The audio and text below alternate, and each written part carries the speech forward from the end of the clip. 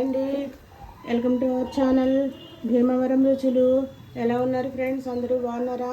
మేమైతే చాలా బాగున్నామండి. మీరు కూడా బాగుండాలని మనస్ఫూర్తిగా కోరుకుంటున్నాను.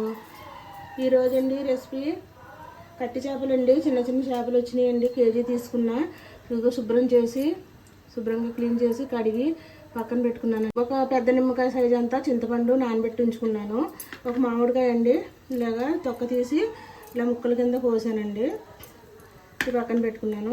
ఇప్పుడు మసాలా కోసం అండి ఇదిగోండి ఒక 3 లవంగాలు, 2 యాలకులు. ఇప్పుడు ధనియాలు వేద్దాం దీంట్లో. తర్వాత ఇదిగోండి కొంచెం కొత్తిమీర, చిన్న టమాటా, ఒక పెద్ద సైజు ఒక ఉల్లిపాయ, కొంచెం కరివేపాకు, ఒక 4-5 పచ్చిమిర్చి. ఇదిగోండి ఒక ఉల్లిపాయ అయితే సన్నగా ఇలా తరుక్కున్నాను. ఇప్పుడు చేసే విధానం నుండి ధనియా పౌడర్ అండి ఇది వేస్తున్నాను. ఇది 3 స్పూన్ల ఆయిల్ వేయాలండి. ఎందుకంటే చేపల కర్రీ కదా, కొంచెం ఎక్కువే పడుతుంది ఆయిల్. ఫ్రై అవ్వాలండి. ఈలోపు నేను మసాలా రెడీ చేసుకుంటాను. ఇది మసాలా అయిపోయిందండి. వేరే గిన్నెలో తీసేసాను. ఇప్పుడు ఈ ఉల్లిపాయ ముక్కలు కూడా మనం మిక్సీ చేసుకోవాలి. బ్రౌన్ కలర్ వచ్చింది కదా, ఇప్పుడు దీంట్లో మనం మిక్సీ చేసుకున్న ఉల్లిపాయ పేస్ట్ వేస్తున్నాను. చక్కగా కొంచెం పచ్చివాసన పోవాలండి. ఉల్లిపాయ పేస్ట్ మగ్గనివ్వండి ఇలాగా. ఇప్పుడు టమాటా ముక్కలు వేస్తున్నాను దీంట్లో. ఇప్పుడు దీంట్లో పచ్చిమిర్చి కూడా ఇప్పుడే వేసుకోవాలి. ఇది ఇలా వేస్తూ ఉండగానే మనం ఈ మసాలా ఉంది కదా, మనం ముద్ద చేసుకున్న మిశ్రమం ఉంది కదా, అది ఇప్పుడు వేసేస్తున్నాం దీంట్లో. ఇది మొత్తం ఫ్రై అవ్వాలండి. ఇలా లేదన్నా ఒక 5 నిమిషాలు పడుతుంది ఫ్రై అవ్వడానికి. కొద్దిగా కొత్తిమీర కూడా ఇప్పుడే వేసాను. అంతా ఫ్రై అయిపోయింది. ఈ మామిడికాయ ముక్కలు వేసేసాను నేను.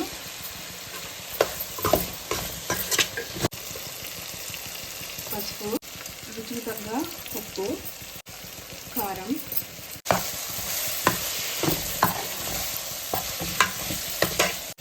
చింతపండు పులుసు ముందు వేసుకుంటే మామిడికాయ ముక్క మగ్గొచ్చానండి. దానివల్ల కొంచెం ముందు కొద్దిగా మగ్గాక మనం పులుసు వేసుకుంటే మనకి సరిపోతుందండి. చూసారు కదా ఎలా చాలా బాగుంది కదా. ఈ మామిడికాయ ముక్కలు మగ్గినవి. ఇప్పుడు దీంట్లో మనం ఈ చేపలు వేసుకుందాం. ఈ చిన్న చేపలు కదండి, అందుకు ఇప్పుడు వేసుకుంటున్నాను. ఏ పెద్ద ముక్కలు అయితే విడిపోతాయని భయం ఉంటే ఏం చేయాలంటే దీంట్లో ముందు చింతపండు పులుసు వేసుకొని తర్వాత పెద్ద ముక్కలు అయితే చేప వేసుకోవాలి. ఇదేంటి ఇప్పుడు వేసేసాను దీంట్లో. ఇదే పెద్ద చేప అయితే మనం చుట్టకూడదు కాబట్టి పులుసు వేసుకున్నాక ముక్కలు వేసుకోవాలి. ఈ చిన్న చేపలు కదండి విడిపోతాయని భయం కూడా ఉండదండి. ఒకసారి తిప్పొచ్చు ఇప్పుడు వేసాను కాబట్టి. చూసారు కదా ఇలాగా ముక్కలంతా కలుపుకొని ఒకసారి మూత పెట్టేసుకున్నామండి. మూత పెట్టేసుకున్నాక కొద్దిగా మగ్గుతుంది కదా, అప్పుడైతే పులుసు అంటే కొద్దిగా వాటర్ వేస్తున్నాను. ఇప్పుడు వాటర్ వేసాం కాబట్టి మనం గట్టి పెట్టకూడదు. ఇంకా ఇలాగా ఒకసారి కలుపుకొని మూత పెట్టేసుకొని ఒక 2 నిమిషాల నుంచాక చూపిస్తాను.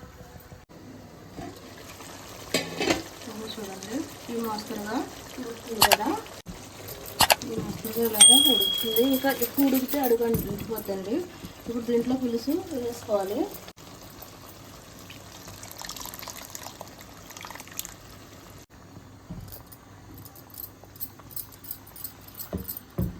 దీంట్లో ఇప్పుడు కరివేపాకు వేస్తున్నాను. మూత పెట్టేసుకొని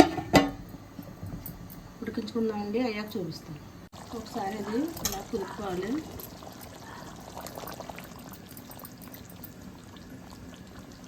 చూసారు కదా మంచిగా ఉడికిపోయింది మామిడికాయ ముక్క. అయ్యాను కొంచెం పులుపు దిగే వరకు సిమ్లో పెట్టేసుకుంటే ఒక 5 నిమిషాలు ఇంకా రెడీ అయిపోద్దండి. ఇప్పుడు మూత పెట్టేసి సిమ్లో పెడుతున్నాను. 5 నిమిషాల తర్వాత ఇదిగోండి మంచి టేస్టీగా పులుసులాగా స్పైసీగా చేపల పులుసు రెడీ అయిపోయింది. ఇంతవరకు ఎవరన్నా కొత్తగా మా ఛానల్ చూస్తుంటే సబ్స్క్రైబ్ చేసుకోండి, మర్చిపోవద్దు. ఆ పైన కొత్తిమీర వేసుకుందాం. ఓకే ఫ్రెండ్స్, అయిపోయింది. ఇంకా స్టవ్ ఆఫ్ చేసుకుందాం మూత పెట్టేసుకొని. చూడండి పుల్లగా స్పైసీగా చిన్న చేపల మామిడికాయ పులుసు రెడీ అయిపోయింది. ఈ రెసిపీ కనుక మీకు నచ్చినట్లయితే లైక్ చేయండి, షేర్ చేయండి, సబ్స్క్రైబ్ చేయండి, పక్కన బెల్ ఐకాన్ క్లిక్ చేయండి. మేము చేసే ప్రతి రెసిపీ నోటిఫికేషన్ మీకు వస్తుంది. మరిన్ని మంచి రెసిపీలతోనండి మళ్ళీ కలుద్దామండి.